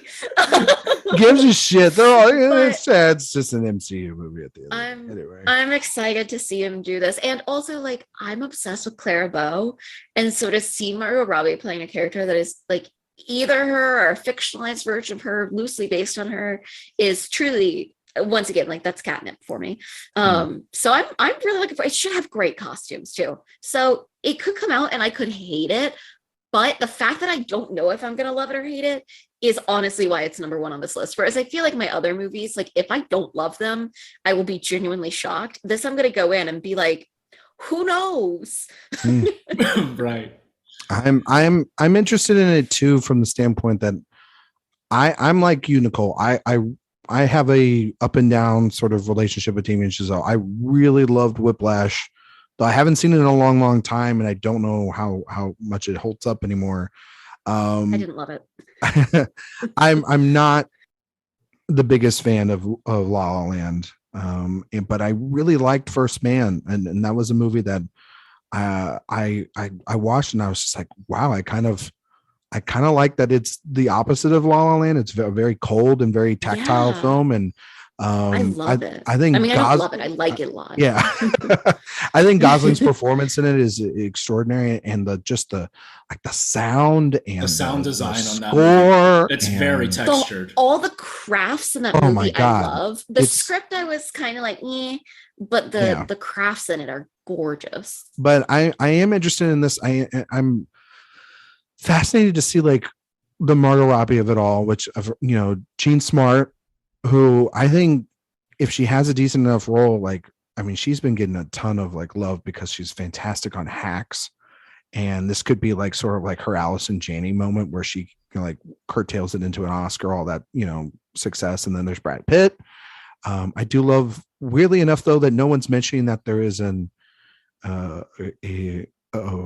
Mexican lead actor as the actual lead of this film. Like everyone's marketing all the white actors, but not that the minority is actually leading it. So it'll be interesting to see how that is played out, considering the fact that one of the criticisms of La La Land is the racial component of it, and sort of feeling like a white savior of jazz sort of movie that people have talked about. So it will be interesting to see how Chazelle tackles all that. We haven't seen a trailer, really any images at all. They're keeping this very close to the chest. We're going on based, you know, like test screenings, and we all know how test screenings can be. They can be a like, godsend, and they can be like the, you know, overhyped to the max. You know, like a month ago, I think it was the Babylon Twitter account tweeted something like soon, and I'm like, you tease, you lied to me. Like, I'm what sure does soon mean to you? I'm sure we will start seeing stuff for it in August, like July or August, late July, early August is when we'll start seeing stuff. Like you were saying, I'm very curious about how, whenever like we actually start getting official stuff from them, how they'll be positioning the cast. And if they're, because I think right now it might just be that, you know, it's sort of names that we're more familiar with, maybe in the cast that are sort of getting talked about. And especially with Margot, like everyone's wondering, when is her big Oscar play going to happen? Is it Babylon? Are we waiting for Barbie? Whatever. But I am very curious to see how they sort of position everything. Is she somebody giving us anything? Nicole, is she somebody that is already at the level of having an overdue Oscar narrative? I don't think she has an overdue one per se, but I think there's enough people who think, but I think there's enough people who think that she should have won for I, Tonya, that people are exactly. And I think she's someone who's been so consistently good that people are like ready to push her to the Oscar. Well, I wouldn't even say she's better than like Saoirse Ronan and Lady Bird that year. The thing is, that year is that's a stacked year, because even like that year was so stacked. I mean, even I gotta say this, even Meryl in The Post is really good. Like that's one of her better nominations, and then she is Sally Hawkins, and then of course obviously Frances. They're all amazing. Each one of them would have won any other year. Like that's how good that year was. I agree with you, because also too, like Margot Robbie being a producer in Hollywood nowadays too, and her having the you know, she produced Promising Young Woman, and she's produced these, you know, and helped with these Birds of Prey movies that she's had out and stuff like that too. So yeah, she's a force in the. I was curious if it's more like, it feels more like Jennifer Lawrence than it does, you know, because like she's everywhere, as opposed to like a Saoirse Ronan, where like when is that going to happen? Like it should happen. And I think the thing with Margot is it does feel like it's sort of just that she needs the right combination of role and year, and it will happen. So I kind of have this thing where I'm like, okay, when is the year coming? Like it'll be obviously going to happen. Yeah, it's going to happen for sure. Kevin, your number one most anticipated film left this year? So seeing what my number one most anticipated is, I've noticed a pattern that it's very well tied into the kind of film that I would pick as my favorite of any year. It reminds me of my two favorite films of last year being Titan and Spencer, and then one of my favorite films the year before that is Never, Rarely, Sometimes, Always, and then the year before that, Portrait of a Lady on Fire. I realized that as I get older, I'm very drawn to stories, maybe about fictional people, maybe about real people, but told in such an empathetic way where the only ally the lead character has is the camera, and thus the only ally they have is the audience. And throughout the whole film, all it does is like you feel for them. You wish you can jump into the world of the film and be that person's friend and ally. And at the same time, you admire how brave they are, but you also, your heart breaks for how alone they are. You wish that they're not alone. And so my number one most anticipated of this year is Blonde. Damn right. Yeah. It's not my number one, but I'm just so happy that somebody mentioned it. I trust Andrew Dominik as a filmmaker. Oh. I trust Ana de Armas. I trust everyone involved in this film. And I hope that we are going to get a film that is brutal, blunt, uncompromising, but told in a way that makes your heart break for this person. And it just makes you think back as to what people, society, the media, our culture, what we tend to do to celebrities and public figures, and forgetting that they all have their own private lives, their own insecurities, their own anxieties, and that's something that we don't tend to think about. And I feel like that's something that film as a medium is the most powerful at doing that. And so that makes me excited to see what Andrew Dominik will bring to this film. I think it's going to be a tough watch. I won't be surprised if maybe the first time I see it, I think it's good, but not phenomenal. But this is the kind of film that sparks my interest the most. Yeah. I mean, I love Andrew Dominik. He gets all the carte blanche in the world for me because he is the guy that made The Assassination of Jesse James by the Coward Robert Ford. Mm-hmm. He made that movie, and I don't care what he makes. He gets complete 100% just, okay, dude, you're fine. I trust you. I liked Killing Him Softly too. I know that some people did not like that film, but it has gained and garnered a lot of praise over the last couple of years upon reevaluation too. Now, also, that movie is just like very short. Like, it's funny that like Jesse James is a 3-hour long like Western slow burn epic, and then like Killing Him Softly is this crime film about like capitalism, and it's like 95 to an hour and 40 minutes long. It's very quick.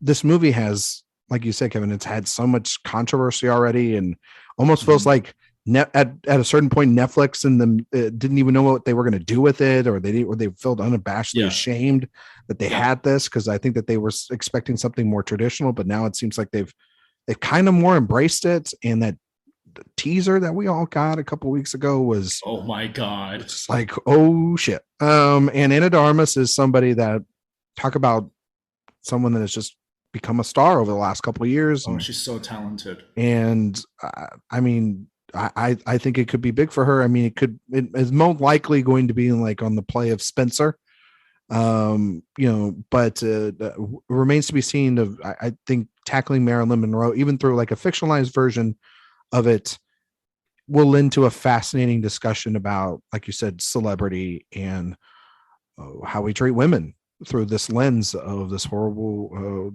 but also, stargazing, business. So Nicole, what do you think about it, about the pick?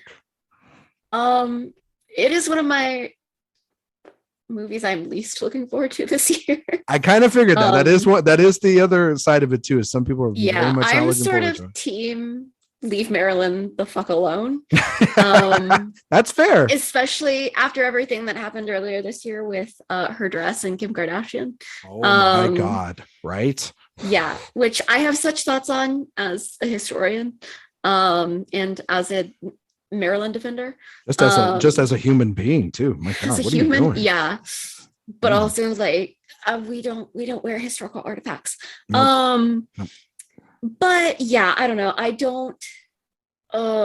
think there definitely is a world in which I end up liking the film. I'm very worried about it, particularly how I've heard it talked about with its raunchiness and sort of how hard they went, because I don't know that that's the best way to tell Marilyn's story, because I sort of hate the idea of playing up the sex symbol part of it, because it's something that she couldn't get away from in her own life. Whereas I love the movie My Week with Marilyn, because I think that it does a really good job at showing us the side of Marilyn that wasn't in the public. But I'm also not looking forward to the discourse. I think you're right. It's going to be, because as a woman and a historian, I'm going to have thoughts, and it's going to be a lot of me reminding myself that I don't have to fight every fight on the internet. That's fair. But yeah, so we'll see. We'll see. I didn't even think about that. I didn't even think about the disc. Oh God, my head already hurts. But no, I think it is fascinating that like one of you have it as one of your most anticipated, the other one is sort of, have more reserved. And I think that's, but I also think that that's like the great thing about cinema in general too. It's like we can all react to it differently. I mean, like Nicole, your number one film is a movie from a director that you're not like the most jazzed about, and yet, no pun intended for the pun intended. Yeah. But you're excited about the aspect that I'm excited to see what I think. It connects to you in a different way that you wouldn't even expect, right? But for my number one, I mean, it's been my number one since I wrote the article back in I think it was March or like January about this movie. It's Jordan Peele's Nope. It's I don't have to wait that much longer either. It's only a couple weeks away. It's almost here. I know, man. You might get a screening next week. I know, right? I don't know. No, by the way, that's not confirmed yet or not. So Kevin's just putting that wish out into the world. But I gotta say this: Get Out, one of the most, I think, culturally relevant, important horror films, or just films in general in the last couple of years, that solidified the stand-up comedian into a superstar, world-class director. And then I think he followed it up with an even better film in Us, which I think is from his words that night that Kevin and I were there for the premiere of Us at South by Southwest, that Get Out was a film for the Obama era and Us was for the Trump era, and how we are eating ourselves alive. And it will be fascinating because I think Jordan Peele is like on the verge of being a master of horror. He, with this film, could solidify himself within the realms of a Hitchcock or a Carpenter, or a Craven, in the sense that he could be somebody that, we can trust from here on out. And I think his first two films are just downright great movies. Within my top 20, Get Out or Us was in my top 10 of that year. And I think that this movie, I mean, it's got Keke Palmer, who's amazing, and Daniel Kaluuya, Stephen Yeun. I mean, just, you're talking also about, from what I know, it's sort of, it almost feels weird, like he's on the trajectory, right, of M. Night Shyamalan, the third film, being an alien movie or whatever. But I will say this about Jordan Peele: if there's anything we've known from his first two films, is that just because something is there on the premise, in showing of like, oh, this is a horror film, or this is like this is about like a guy going to his girlfriend's house, or these doppelgangers, or this being about aliens. There is going to be more than meets the eye. No Transformers, pun intended, there either. And I think that this movie, you're going to be in the hands of somebody that is at their most confident, and he's a brilliant writer, but also just visually from the teaser trailer alone too, it just looks incredibly shot. So, I mean, how could you not want to go and watch a new film from Jordan Peele? And also too, we get a lot of, like Kevin, you're talking about with earlier with like Top Gun Maverick and some of these other films that have come out this year of being exactly what they know they want to be. How many more directors can you really say that audiences around the world, when they say from such and such, everyone is excited? You said, you can say that about James Cameron. I think you can also say that about, Jordan Peele. He is a guy that gets people in the seats, terrifies them, but also makes them think long after the credits are rolling. And I think that that's the perfect person right now. And so I know we talk about like where the movie's going to be with the Oscars and blah, blah, blah. I don't care. I just want to know, is this the next evolutionary step in his projection of his career? Because he took a massive step, I thought, visually with Us, and even storytelling wise, the layers of that story, the more you pick it apart, I think are truly fascinating and really speak more to like class warfare and where we're at because of our political situation. So I'm curious to see like if that ties in here. And so, yeah, it's there's no question. This has been my number one for forever. And I'm so excited to see it. I don't know what you guys think about Nope, and if you guys are excited for it or not, as I am. Nicole? I don't do scary movies. That's fair. I just don't. I'm a scaredy cat baby. I don't think you would be scared by his films, Nicole, to be fair. I don't think that, because they're also a lot of fun. Yeah. I've watched the trailers for them. The trailers are, I will say the trailers for them are misleading. Yeah. Okay. I think I've actually never seen a Jordan Peele film. I think you gotta watch it. See, the thing is, like, I don't know, like, Ryan, would you call Us a fun movie? Yeah, there's a lot of comedy in it. It's really fun, right? But it's also kind of like an action film too. Yeah, it is. But if you just watch the trailers for Us, it looks like the scariest. Literally had a nightmare off of the trailer alone. Yeah, it's like the scariest thing I've ever seen. Haunting. One of the best trailers. The trailer's so good. Yeah, the trailer for Us is so good. Yeah. I'm also very, very excited to see Nope, particularly because Get Out and Us are two films that I really enjoy. And I enjoy them in very different ways. I think Get Out is purely a screenplay writing achievement.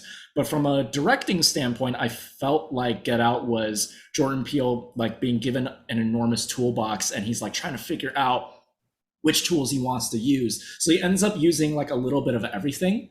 And so when I think about Get Out, I think of Get Out as a film that works because of how sharp its writing is. But the directing is a little bit unfocused and a little bit, at places.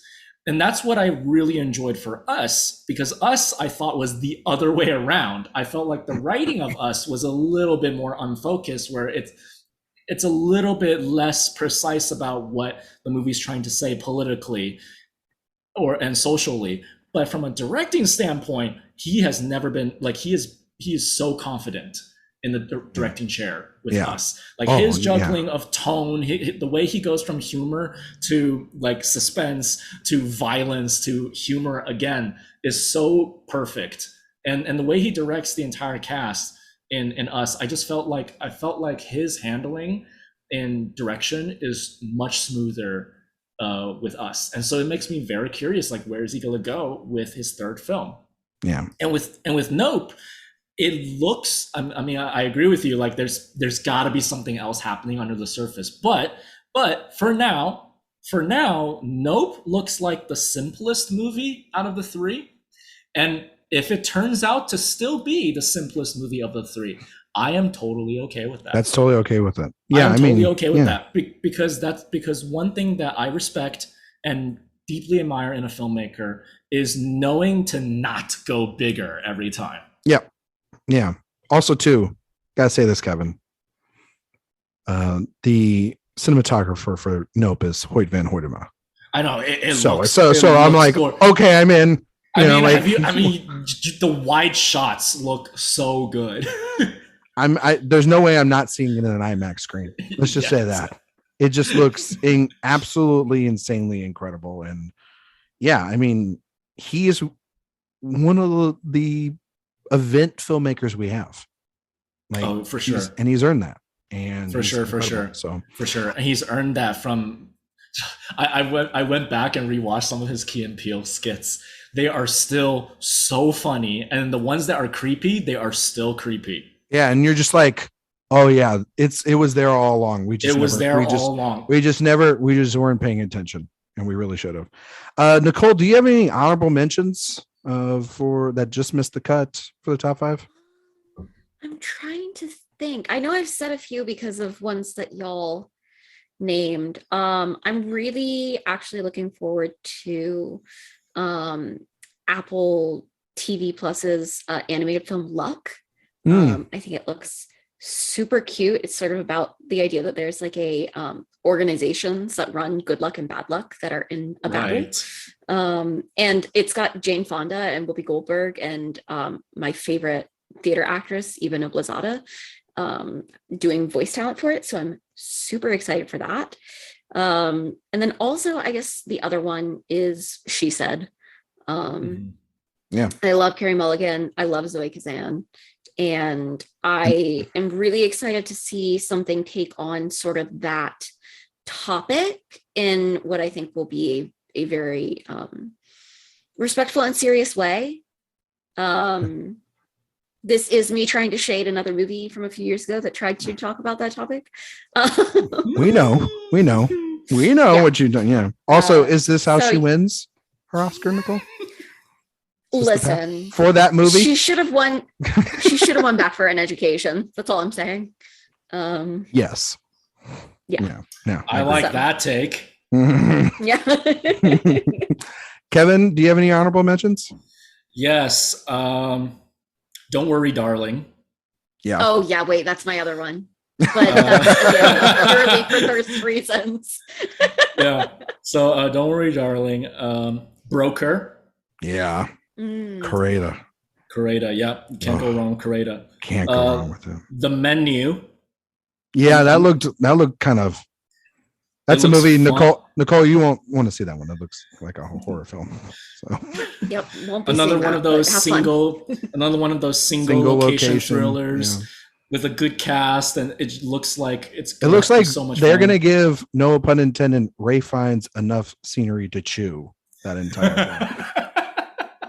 Absolutely. Plays a chef, by the way, ladies and gentlemen. Yep. Triangle of Sadness. Yeah. The Whale. Which we can confirm comes out this year. AwardsWatch, we had the scoop. We put it out there. There was all this rumor going out this week about, it's going to go to 2023, 2022. Nope. Eric got the scoop. It's coming out 2022. Should be in the fall. Sweet. And then let's see. The Sun, the new film by Florian Zeller. Oh, yeah. And Landscape with Invisible Hand, the new film by Corey Finley. Oh, interesting. I hadn't heard of that one. Yeah, we know very little with that, but I'm looking forward to it because I love his previous two films. I like Bad Education and I love Thoroughbreds. Oh, ooh.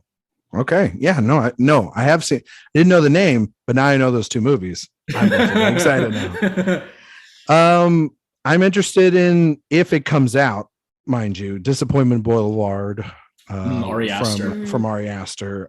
You're telling me Joaquin Phoenix in a 3-hour movie kind of about like musicals in the musical world? Sure. See, 3 hours of Joaquin Phoenix I can take, but 3 hours of Ari Aster, I don't know. I don't know. Yeah, that's fair. Nicole will have to break it up into parts, right, Nicole? Honestly, I think all Ari Aster films would be better broken into parts. That's fair. That's very fair. That's very fair. Very fair. That's very fair. There's White Noise from Noah Baumbach. I'm interested in seeing if. Wait, I'm dumb. That should have been on my list. I keep forgetting what's 2022 and what's 2023 because my head is not in the game. No, that's fair. That's of course the new Baumbach film, but he'd follow up to Marriage Story, a movie I wasn't a big fan of, but I still like Baumbach in general. It does have Adam Driver and Greta Gerwig and Don Cheadle, which I'm like, sign me up. And it's a fascinating book to be adapting to the screen. Yeah, it is. Whether it should be is another conversation we'll have at the time, right, Nicole? Yep. Yeah. Mm-hmm. My Policeman, which is another film like it feels like Nicole Ackman made. I literally was trying to limit how many thirst watches I put on my list. It's okay. You got to be true to yourself. The Fabelmans. I'm looking forward to Spielberg. I mean, I'm kind of riding the high of West Side Story again from last year, so it'll be interesting to see how that movie goes out. And obviously, like, if this is the chance to give Paul Dano an Oscar nomination, by God, let's do it. And Michelle Williams too, and Seth Rogen and everybody from this, and also David Lynch is in the cast, which is weird. Like that David Lynch, you know. The thought of David Lynch and Seth Rogen being directed by Spielberg tickles me. Kind of want them all in a scene together. Yeah. Rustin, I'm really looking forward to that for Coleman Domingo, and to see him get his flowers. It's just an extraordinary actor that I feel like this could be a role that catapults him even to bigger stardom. Could be another actor I feel safe when I see him. Yeah, he's great in everything. And the movies around him sometimes might not be the best, but he is absolutely giving it 110%. Empire of Light, which I'm surprised was not on Nicole Ackman's list, which is the Colin Firth, Olivia Colman film directed by Sam Mendes. So I'm kind of surprised that it wasn't on the list there, Nicole. That's supposed to be a big player that comes out later this year. And I might be the only one that might have this on their list, but this is my last honorable mention. I have Bardo on there, the new Alejandro Gonzalez Iñárritu film, because I exactly that reason was I thought someone was going to do that, Kevin. But I'm curious, just from the standpoint of this is a guy that he makes movies that I think are very fascinating. They don't always work for me, but I'm always compelled to see like what he's got to do next. It's been a very supposedly controversial, even though a lot of that has been debunked.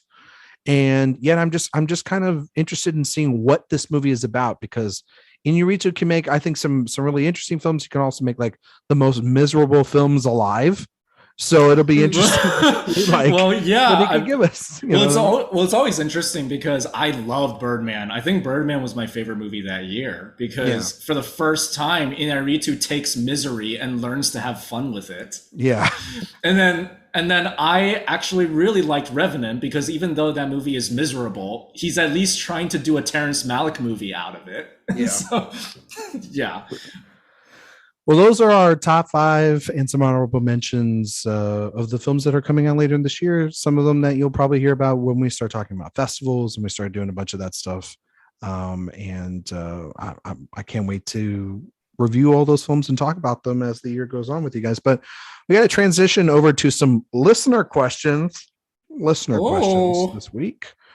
So Kinsey wants to know, what additional Oscar wins could you give or would you give to Natalie Portman and Christian Bale? Well, Nicole?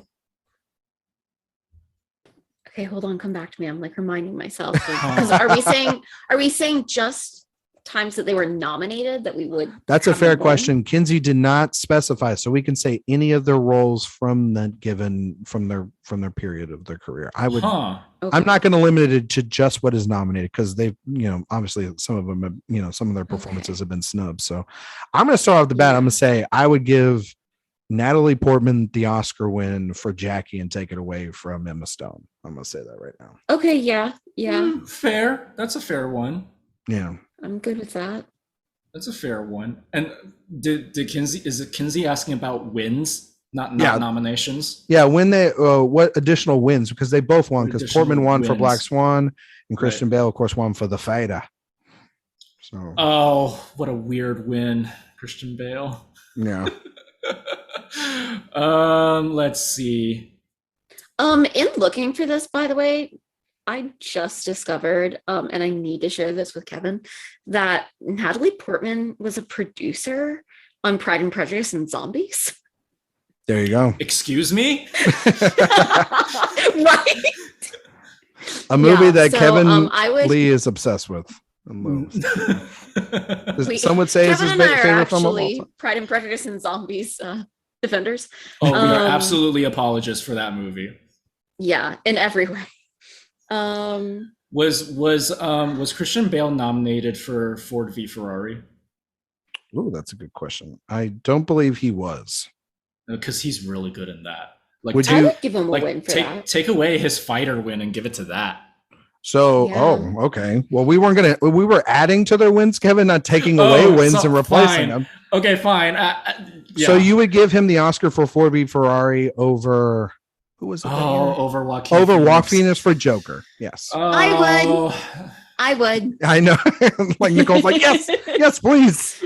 I'm like, let's do it.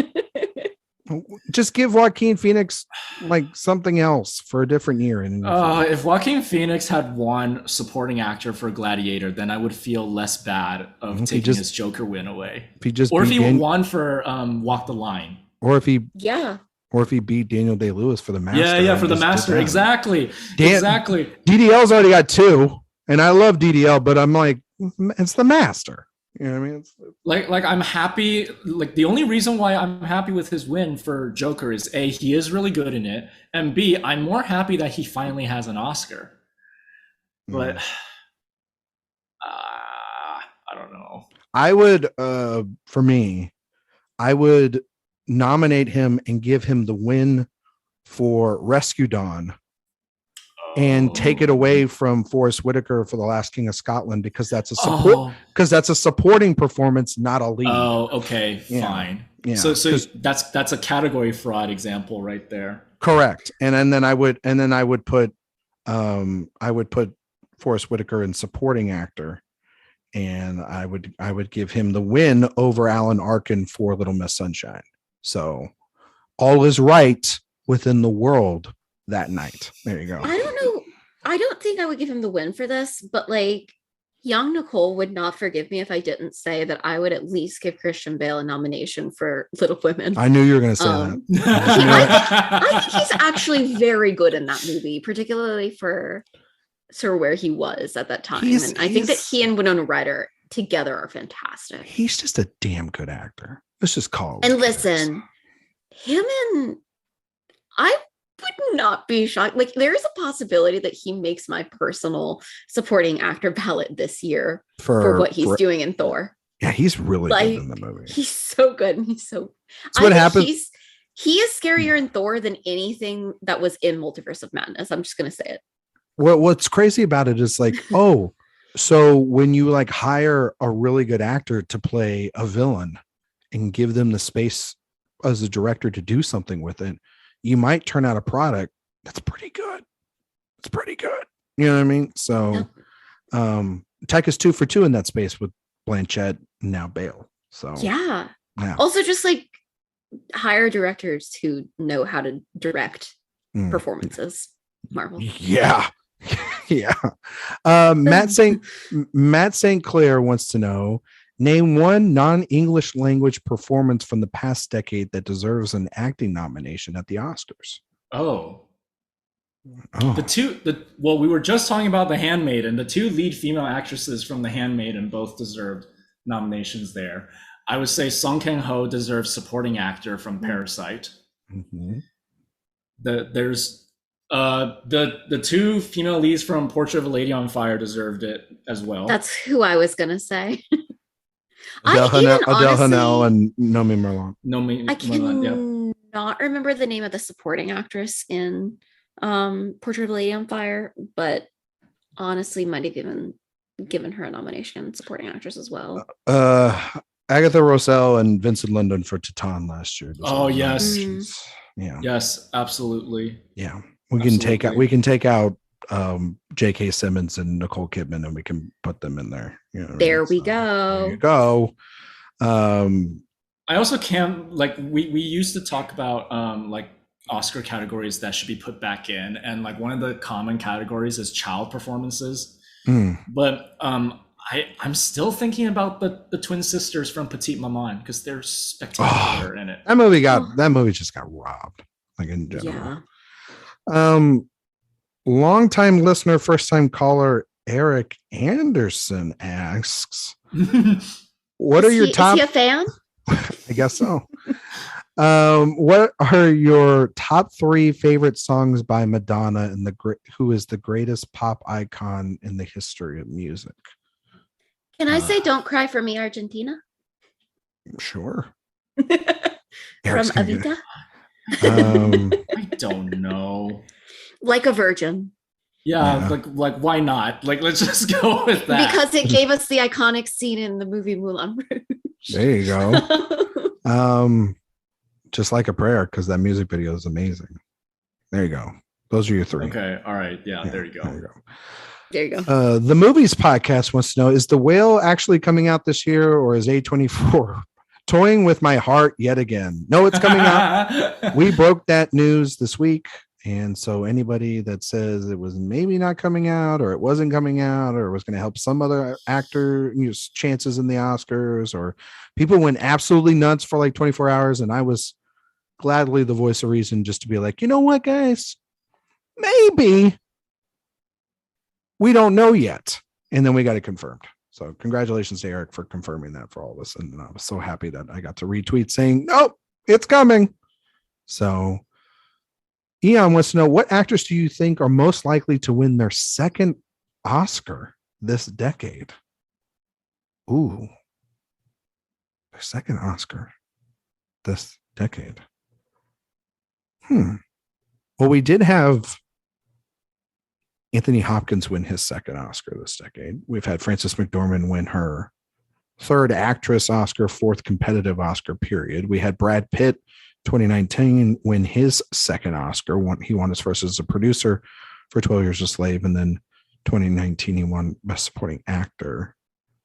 Mahershala Ali's won recently his second Oscar. Christoph Waltz won his second Oscar. Cate Blanchett won her second Oscar. So they're asking who has a good shot at winning their second in the next how long? In the next 10 years?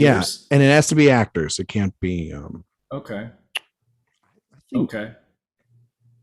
I want to say Joaquin. Yeah. Yeah, Joaquin's a good one. I think particularly with the Napoleon movie coming, that could be a chance for him. I also want to say maybe Kate Winslet. Yeah. Avatar 2.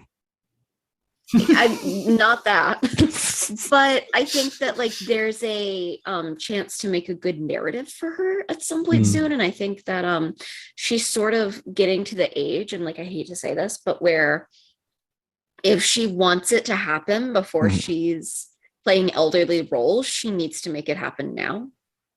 I think Viola before roles dry up. I think Viola Davis is someone that's going to win because she hasn't won lead. Yeah. I think Gary Oldman has a chance. Yeah. Damn, and then two other actors where I'm confident we're going to see them again. I don't know if win again, but I'm confident we're going to see them again is Daniel Kaluuya and Ariana DeBose. Yeah. I think yeah. Leo. I can really see Ariana DeBose winning a lead actress award at some point in the next decade. Oh, I think Kaluuya could win a lead actor easily. Yeah. I think Leo. Leo's somebody that could. He might win it. He might win it this year if they really connect with that film. I felt people still really love Leo and everything. It could be like a Brad Pitt situation too, or like he carries off the coattails of like an ensemble and he walks in there with it. Man, this is a really good one. I also forgot Renee Zellweger just won her second one too. It's because that performance is forgettable.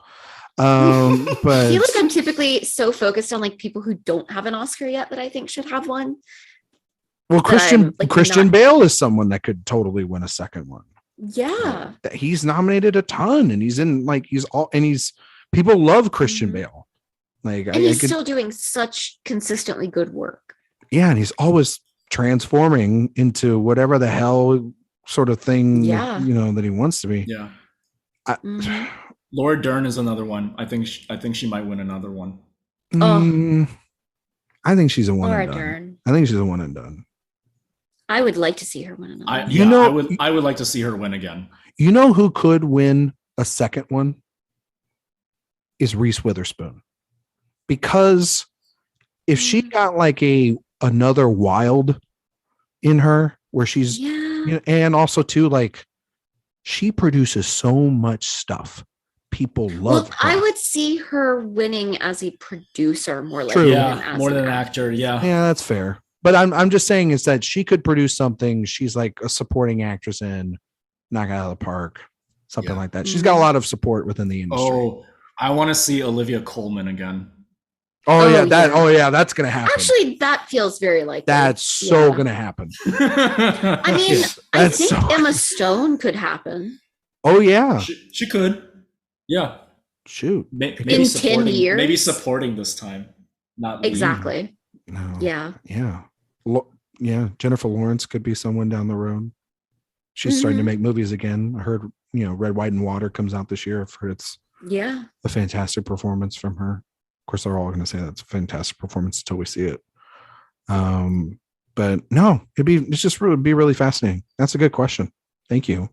Manning wants to know, while I'm trying to tamper my expectations for Nope, what are we thinking about its awards chances? Or Get Out seemed like a lightning in a bottle sort of situation. Do you think Peele will ever come back to the Oscars conversation for another original win? Yeah, I mean, if the movie hits and it's great, then they'll nominate it. I don't. It's got to be something. I mean, shoot, Us almost did. I don't know. It came out really. That's the thing is those movies came out really early in the year, and Get Out carried the momentum, and Us didn't. Even though, like, Lupita got nominated at SAG and stuff. I don't know. What do you guys think? I mean, my opinion might change when I watch Nope, depending on what kind of movie Nope actually turns out to be. But so far, from what I'm seeing, like Nope does not look like that kind of movie. Which is fine. It's like it looks like he clearly isn't trying to make that kind of movie anyway. So but I'm confident we're going to see Jordan Peele again in the Oscars for something he wrote. I just don't think he's interested in doing that right now. Nicole? Yeah, my thing too is that I just kind of feel like, especially without people having seen it, like without having reviews and everything, I never bet on a genre film at the Oscars until I get word that it's something really special. Right. Yeah, no, for sure. I agree.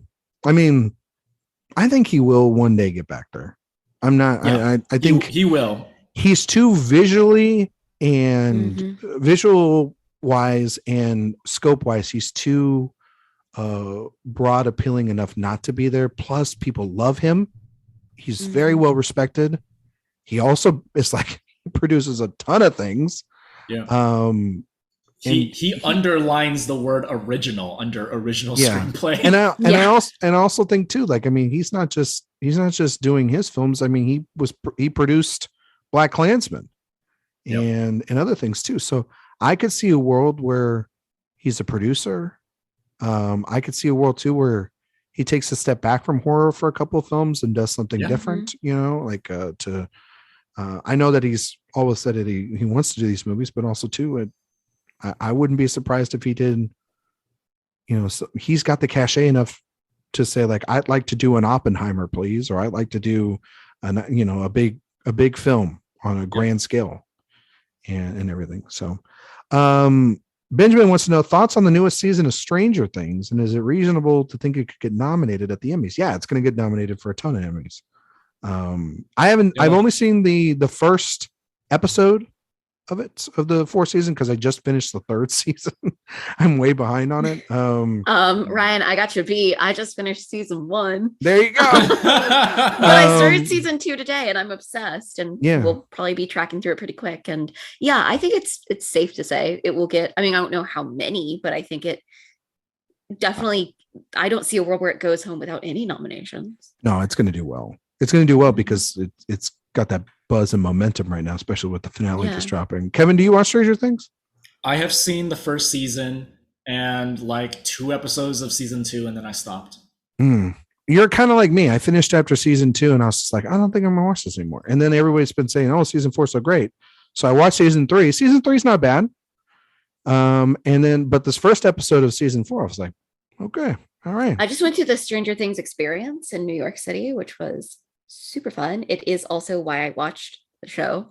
My best friend is a huge wait a minute fan. Wait, Nicole, I thought you can't do scary stuff. Yeah, no, literally I've been having bad dreams about Stranger Things.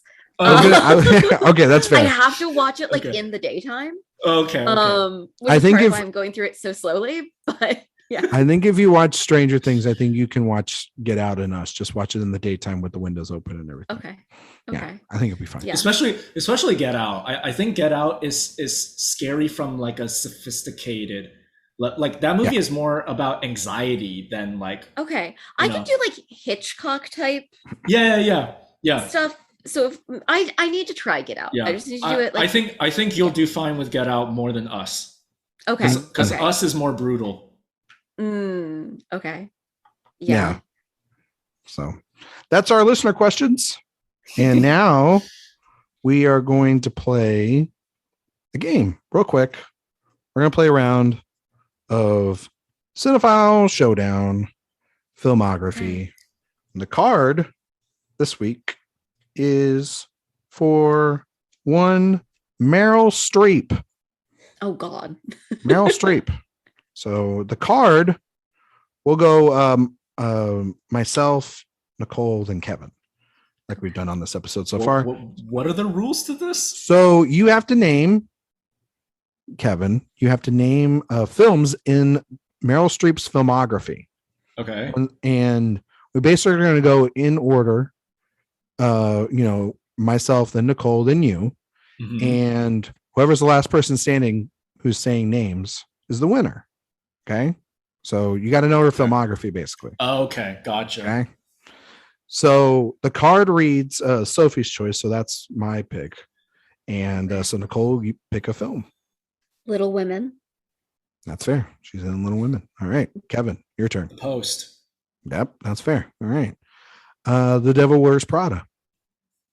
Mamma Mia 1. Oh.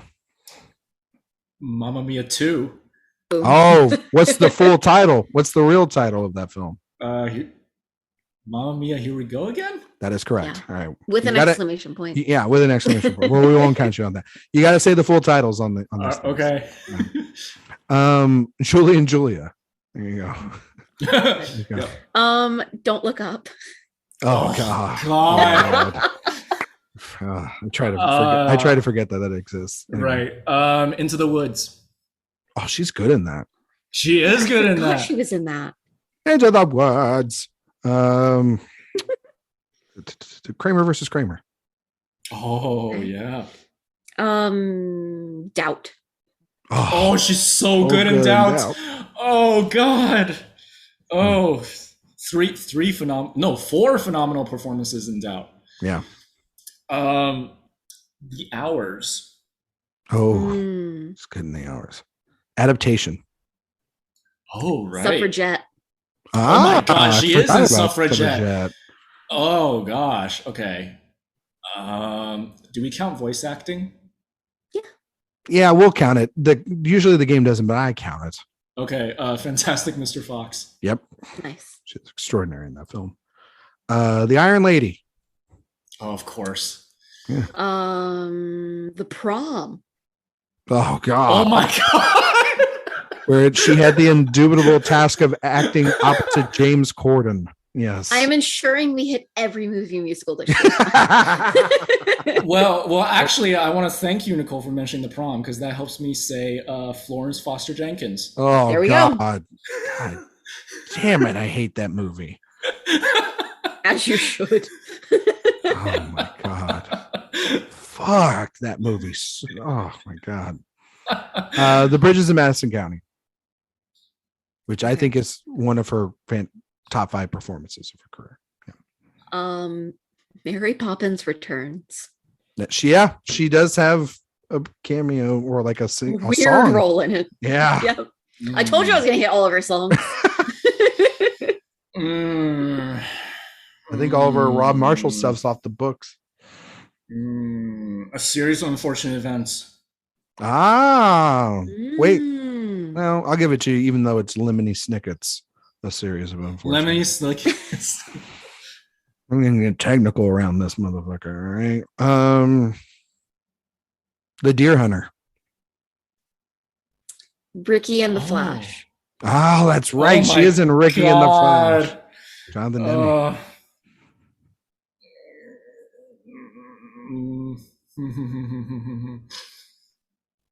Damn, I feel like we covered everything. No, she's got way more. I know. I forget she's nominated like 20 times at the Oscars. I feel like there's more early stuff that I just don't know.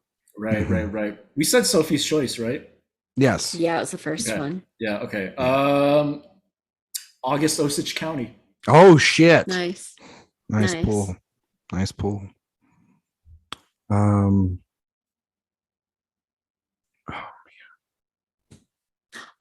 Damn it. I just had one in my head and I should have wrote it down. I finally got one. Hope Springs. It's with Death her Becomes Her. Death Becomes Her. Yep. The Giver. Oh, fuck you. No. God damn it. I forgot about that stupid movie. Ouch. Out of Africa?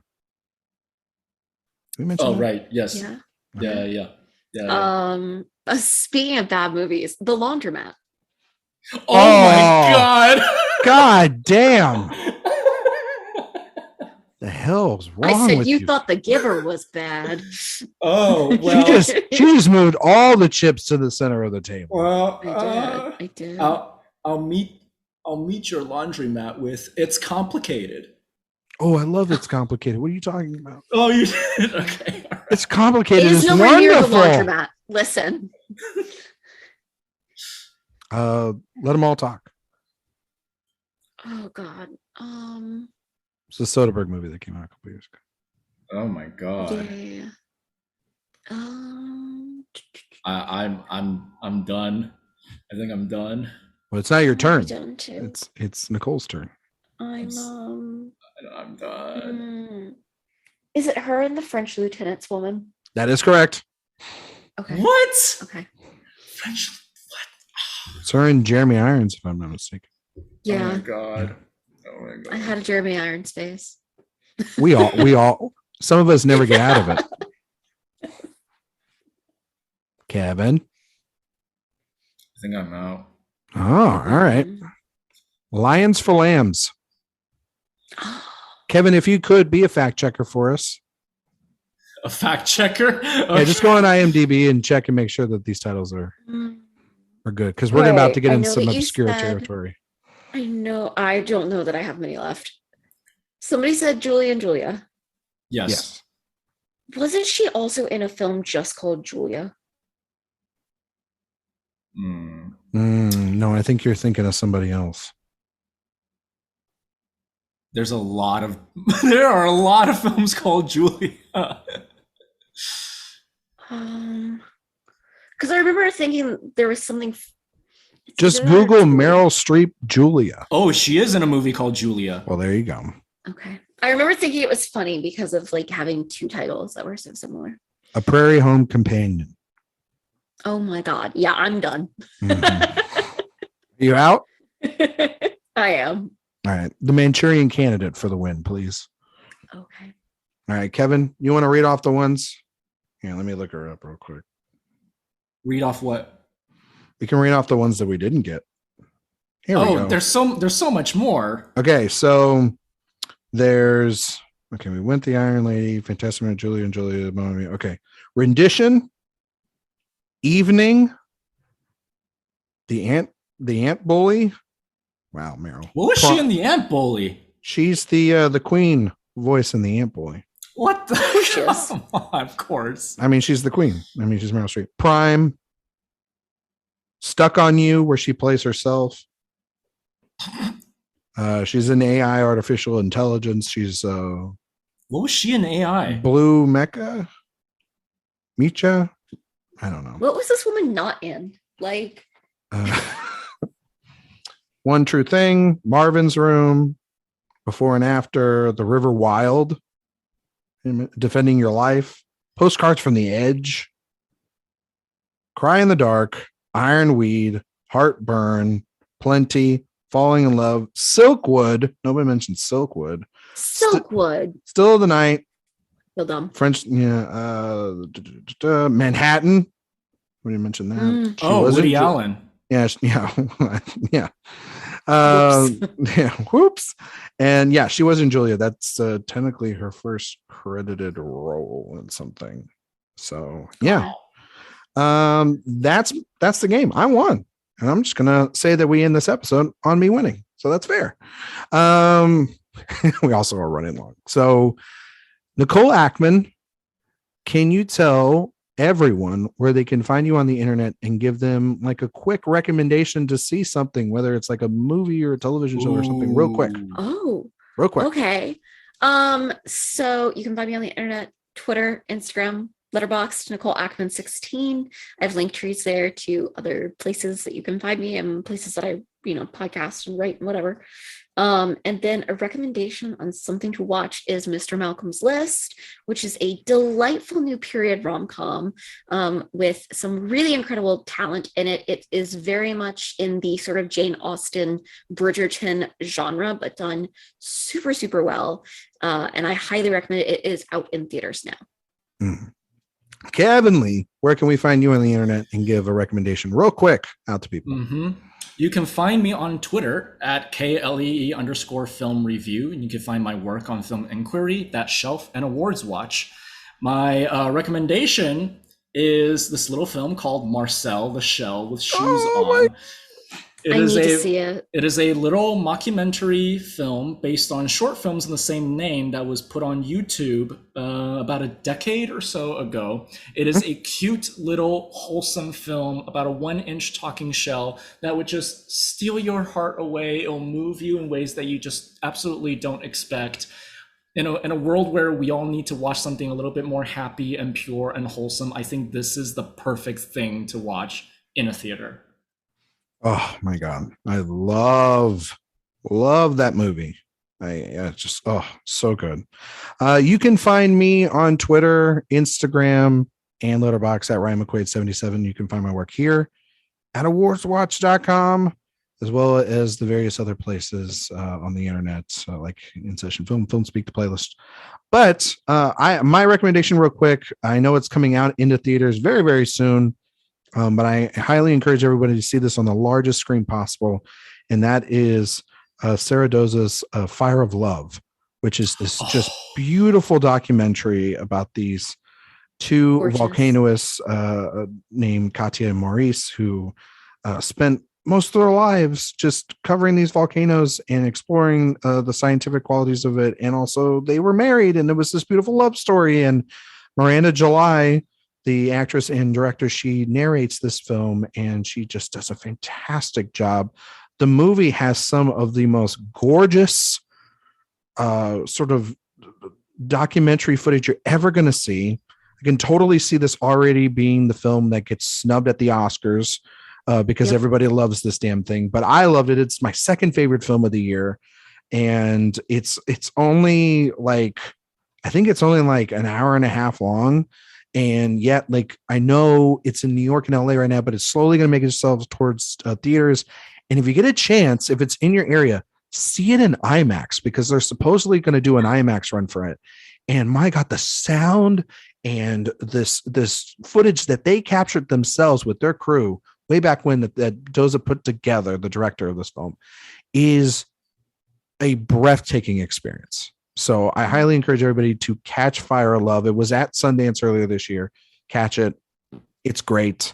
It's like another film you can anticipate, and it fits in great with the theme here. So we will be back next week. We're going to talk some Thor Love and Thunder. Now that everybody will see it by then, and we'll talk some other stuff as well. But until then, we will see you all next time.